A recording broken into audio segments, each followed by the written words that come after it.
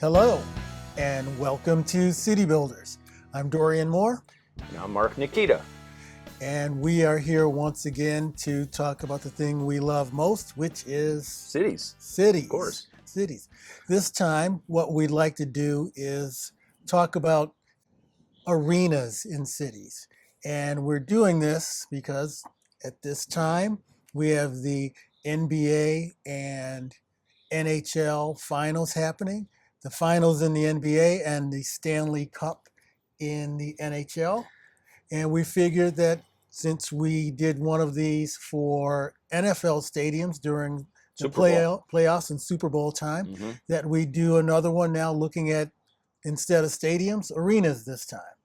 Yeah, we had the first one we did was NFL stadiums. And now these are arenas that are hosting either the NHL or the NBA. So that's not all arenas, of course, because there are some arenas that don't host. But these are specifically ones that host one or both. There are a number that host both NHL, and NBA. So with that, we thought we created a criteria how arenas fall in line with cities and how they make them better, how they make the fan experience and all those things. And we listed that, which we'll share.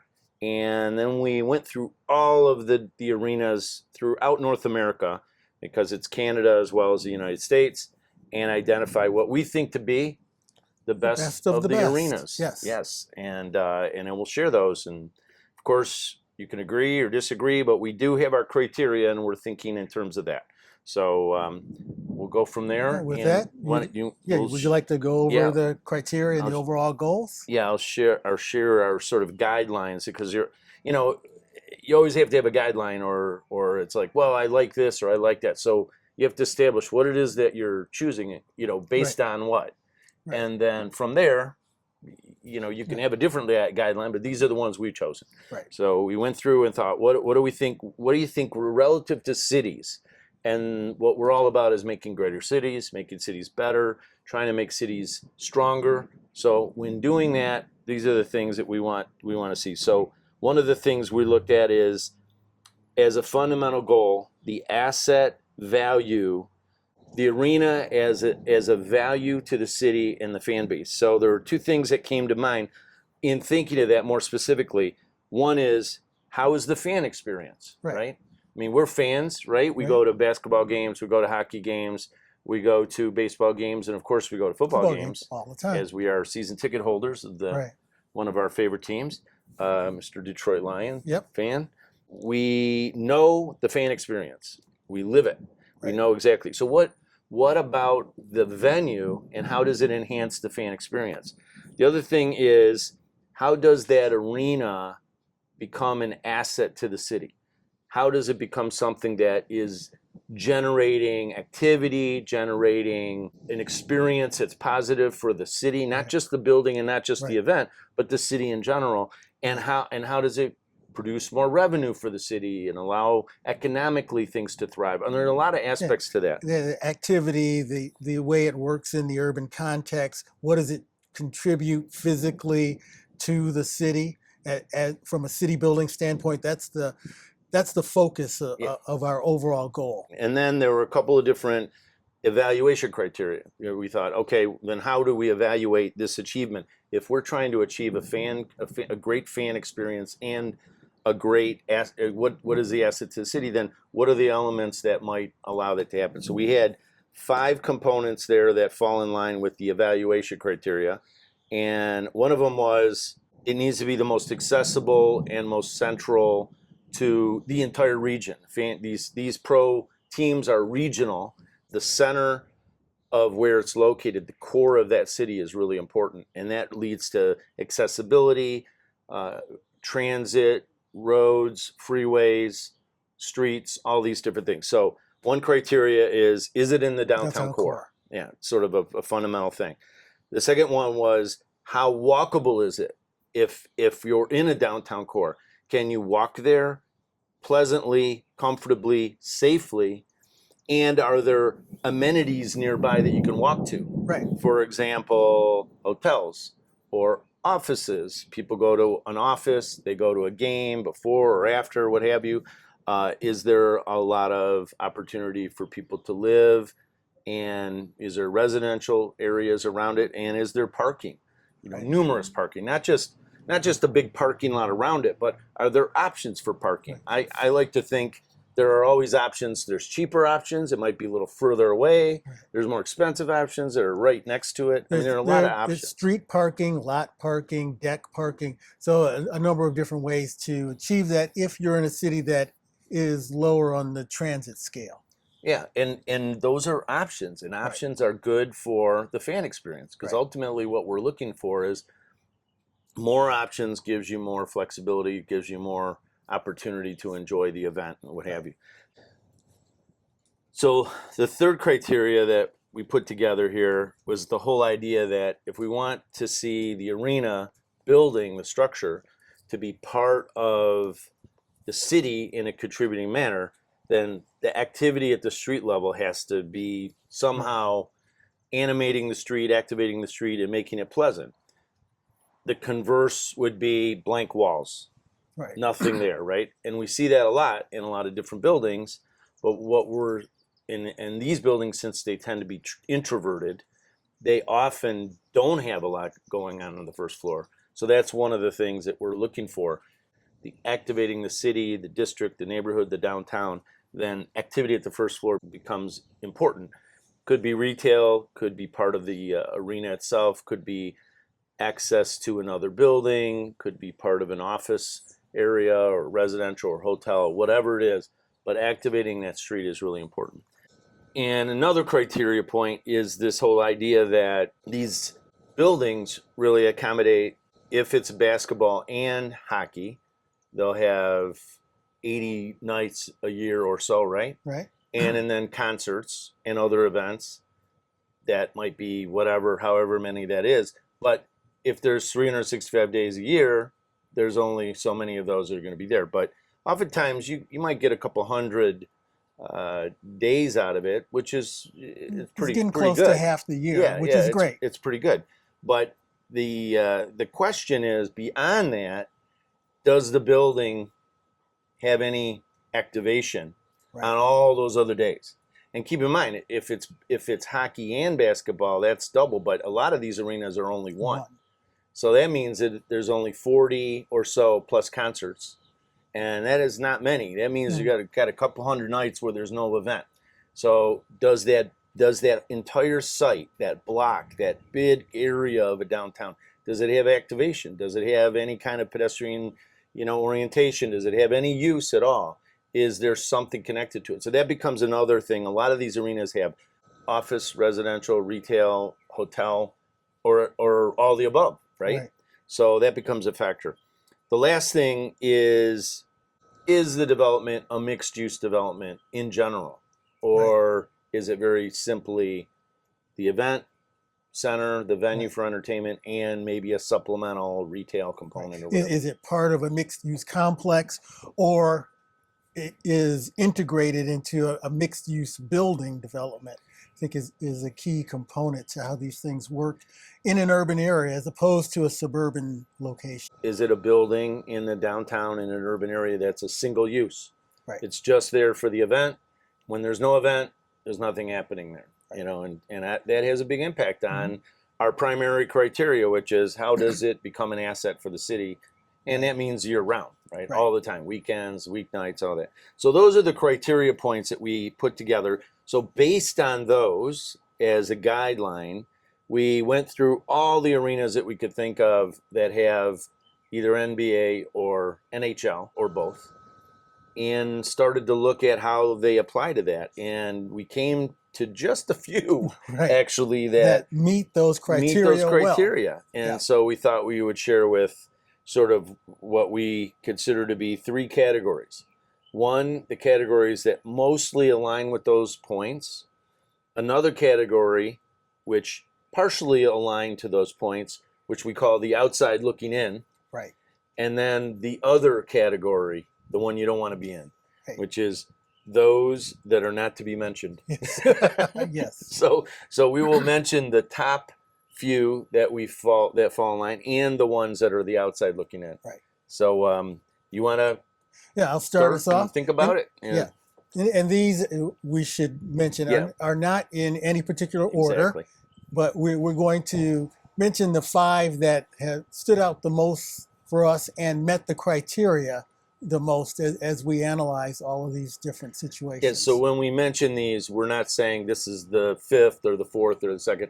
We're basically saying these are the top ones that we feel are worthy with those criteria. Right. And then so forth. And so I'll start with the first one on our list is the Scotiabank Center in Toronto, home of the Toronto Raptors and the Toronto Maple Leafs. Yes. Right. And Scotiabank is interesting because it's integrated into a former old historic post office that is part of one of the main facades of the building. But it's interesting because it bridges the gap in from that location as you transition through it to one of the newer developed areas in the Toronto downtown core and spills out into Maple Leaf Square, yeah. which is quickly becoming a very interesting gathering spot for watching sports facilities. The big screen against the that's on the arena. When the Raptors won, everyone was there celebrating, and so it integrates well with the city. And I think if we look at the criteria, it hits on pretty much 4 of them. It's not really.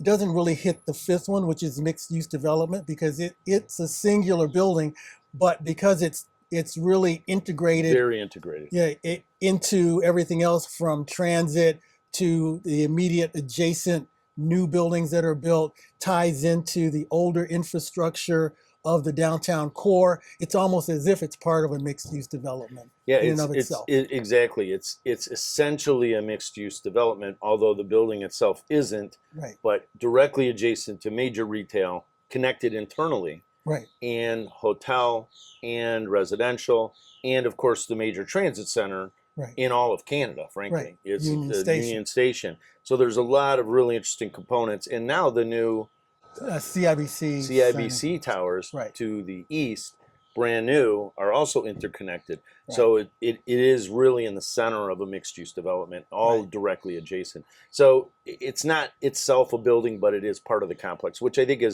fits the criteria for the most part. It hits that point. It is the only development, the only arena that we looked at of all the arenas that actually incorporated the historic and historic building. Correct. Which was really quite special, and that gives it a certain uniqueness to reuse, not the whole building, but they reuse the facade, a beautiful facade, by the way, really interesting Art Deco, and the fact that they did that and made that a special component, I think it gives it another level of distinction as part of the core of the city. And I think that's a really important factor too. Yeah. Okay. So I think it's a really good one. So another one that we came upon and we know quite well is the Washington D.C. Arena, right in the downtown of Washington. I think people go to Washington all the time and they think of the mall and they think of the White House and they think of the Capitol and all these other civic buildings or Smithsonian and what have you, but DC does have a downtown, a traditional downtown with a main street, with a Chinatown and all these different things. And right in the center of that is this arena. It's like tucked right in there among the sort of main streets and all the business and activity. And it's very urban in that regard. And it's connected directly to the underground and the subway system. And it has all the sort of urban components. And along the edge, it is retail and active, and the sidewalks are active, and it has a sort of passageway that goes around it. So I think it's a really good example. The building itself, like Toronto, is independent. It isn't a multi-use building other than retail, but it again is adjacent to a whole series of other things. And I think that's really important. So I think that's a good example of one that really is quite an asset to the community. And I think the fan experience is quite pleasant because there's all kinds of ways to get there, and there's all kinds of things to do before and after the event. You can go get a drink, you can go to eat, you can go eat beforehand, and there's a lot to do. So it's a very positive fan experience overall. Right, good. So the next one on our list is the Bell Center, which is in Montreal, home of the Montreal Canadiens. And it's similar to, in its sort of settling into its urban situation, similar to DC, in that it addresses at least three sides that have retail or even small amounts of retail, but it also has a small office component to it also. So it is generally mixed use. It is within a couple of blocks of one of the main thoroughfares, St. Catharines in Montreal, and it has the appearance more of a mixed use building than a pure stadium, which, as we've noted in many of these, generally has blank walls that don't contribute to the urban environment. In this case, it has, like I said, the retail that contributes. The scale of it is brought down along those edges, and so it feels more like a building than an imposing stadium. So I think for that reason, the Montreal arena situation is one that made the list. It hit on all of the different criteria that we had laid out. Mm-hmm. Yeah, I think that's a good one, and definitely well located right in the center of Montreal, and very pedestrian oriented and connected to so many things. So the next one, I would say, hits a lot of the points. It actually hits all the points. Is the Boston TD Center. Yes, and that is also the home of the Celtics and the Boston Bruins, the hockey team. And it's right in the downtown. It's actually just beyond the downtown in the north end, but very close to the downtown. North end is directly adjacent to downtown. And it has a clear mixed use component. Many uses, actually. There's a hotel component, residential component. There's plenty of retail, a cinema. Yes. And it's connected to one of the major train stations in Boston, North Station. Right. So it encompasses all of these things that are really quite special and makes it a true asset. So you have all these activities, you have all these events. If you're going to a concert, you're going to an event, a sporting event, what have you, and it's truly an asset to the city of Boston. So I think it hits the points quite heavily. And I think we also should mention that it's essentially carrying on the legacy of the old garden, because the original garden was in that same location, and at some point they decided they were going to rebuild the entire thing and built it essentially in the same area. So it's like the garden has continued in that the presence of the garden has been there for a century now, right? And in basketball, they kept the parquet floor. Yeah. That was famous. So so there's some interesting sort of historical elements. I guess touching back to the Toronto historical elements carrying forward, similar and different, but in a similar manner. Just again being an asset to the city, thinking about the history of the city, the depth of the city, and the way that people interact with the city becomes important, and they recognize that as they developed. And I think that's another level of importance. That's a sensitivity that's, I think, worthy of pointing out. And so, speaking of sensitivity to the city and importance, that brings us to our next arena, which is one that we know very well. It is the Little Caesars Arena, or as we affectionately call it in Detroit, the LCA. The LCA. Which is located in downtown Detroit. It hits all of the criteria that we looked at. It is what I'll say is a deceptively mixed use building. It's the design of it is quite unique in respect to the way a number of the stadiums are developed.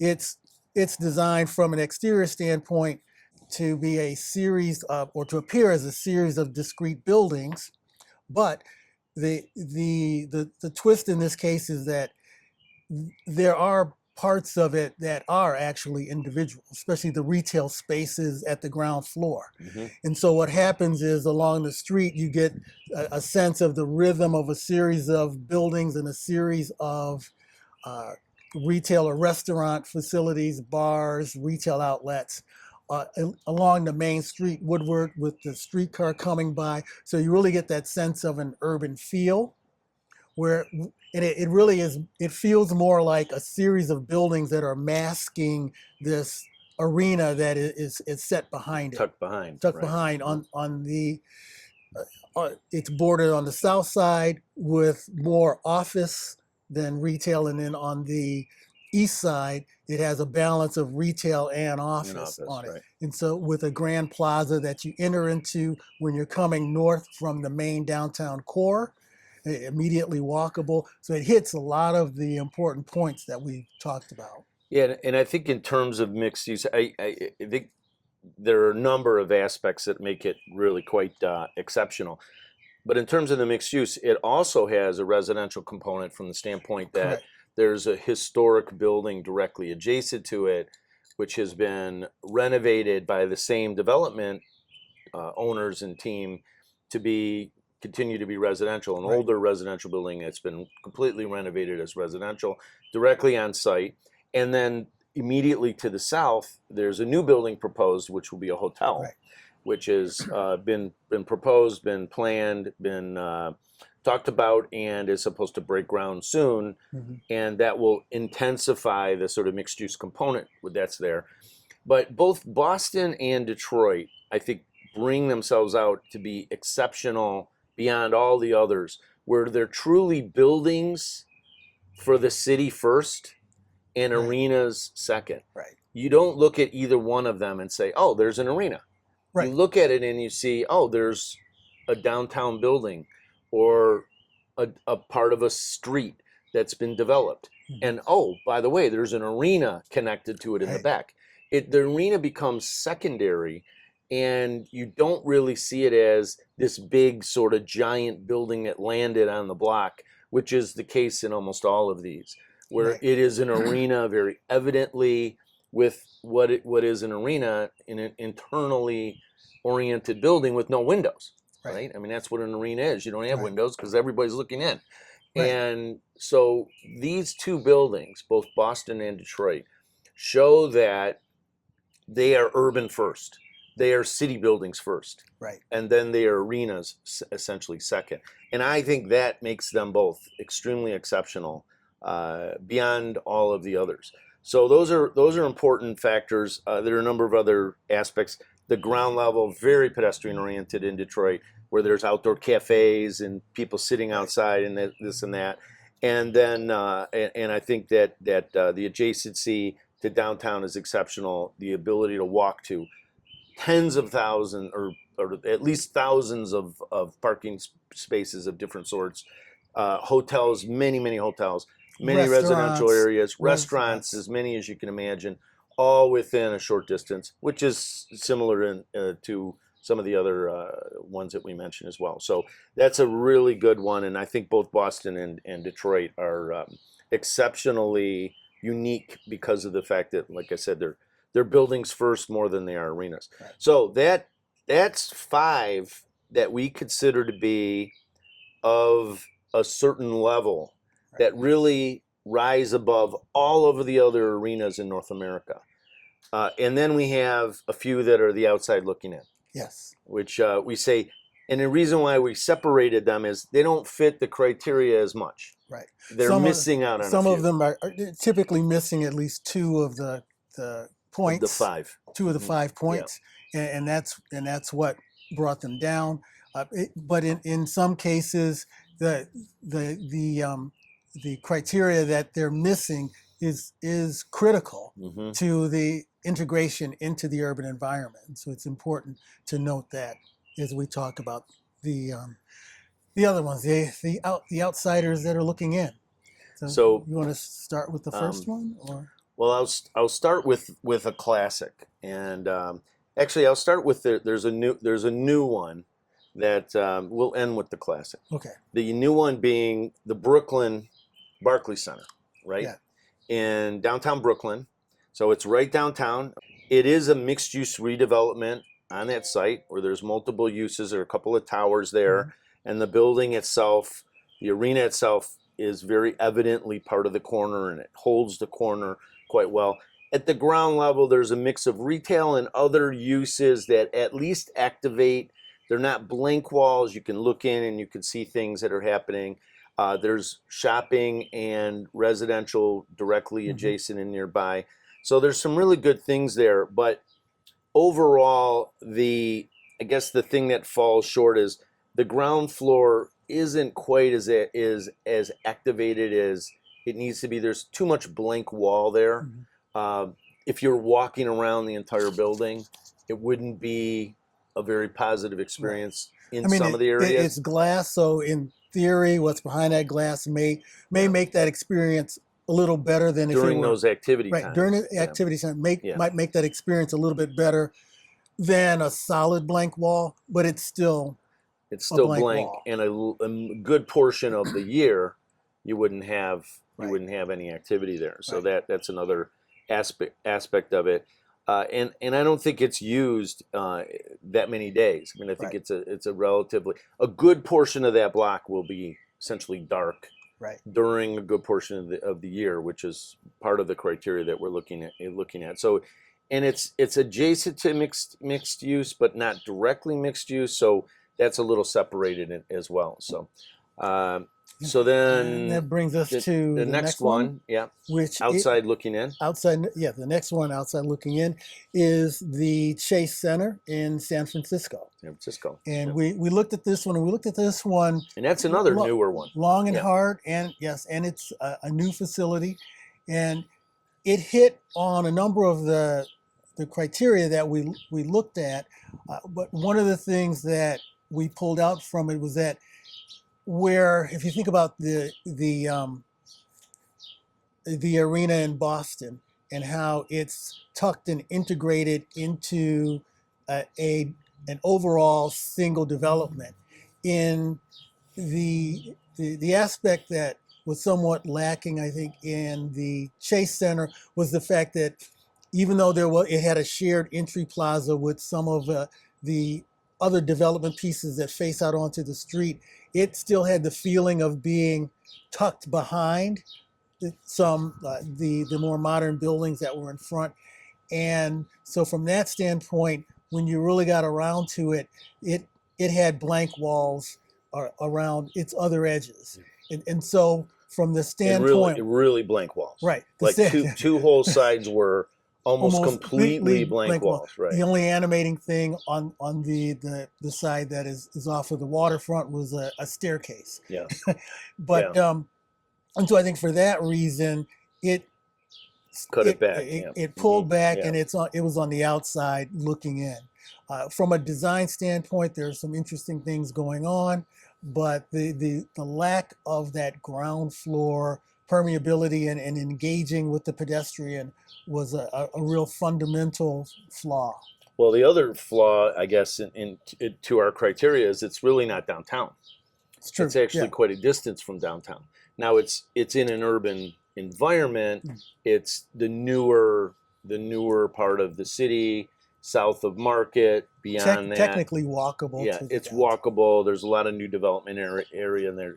It's the southern end of the city, not far from the baseball stadium, and a lot of development, but far from downtown, which means not as many restaurants, not as many shops, not as good in terms of accessibility, and not as many hotels. Right. So the walkability factor is minimized. Still very walkable, but not anywhere near like being in the center or close to the center of downtown. So that's another factor. So we have another one, and believe it or not, as far as the outside looking in, this is the only other one that we identified out of the many, many, many that we looked at. and that is the classic MSG, or Madison Square Garden. Wow, really? Right?